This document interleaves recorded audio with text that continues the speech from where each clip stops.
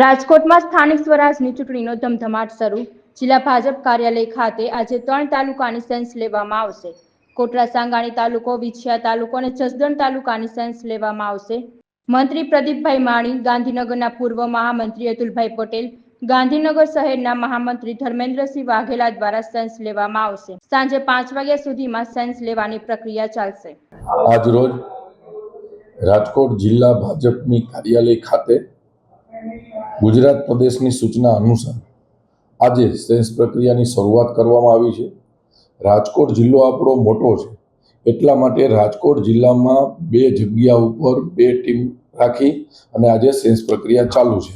રાજકોટ કાર્યાલય ખાતે 10 રાજકોટ લોકસભાની અંદર આવતા જસદણ, રાજકોટ તાલુકો, લોધિકા, પડધરી અને કોટડા આની સેન્સ પ્રક્રિયા કાર્યાલય ખાતે કરવામાં આવી છે.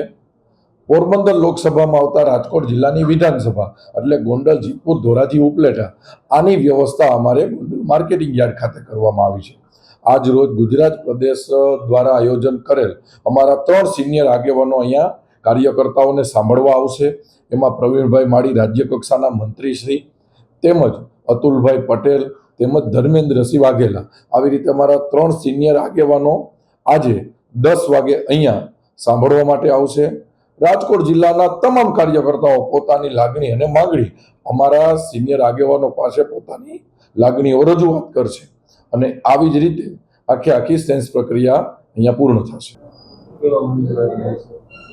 આમ તો ભારતીય જનતા પાર્ટી કાયમ માટે બૂથના કાર્યકર્તાઓને ચૂંટણી લડાવતી હોય છે.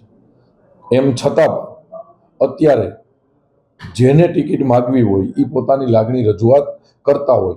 એમાંથી અમારી પ્રદેશની જે માળખું હોય, પ્રદેશની જે સિસ્ટમ છે એ પ્રમાણે સંકલન કરી પાર્લામેન્ટરી બોર્ડ બેસ છે, એની અંદર સક્ષમ ઉમેદવાર હોય અને સેવાભાવી ઉમેદવાર હોય એને ભારતીય જનતા પાર્ટી ટિકિટ આપશે.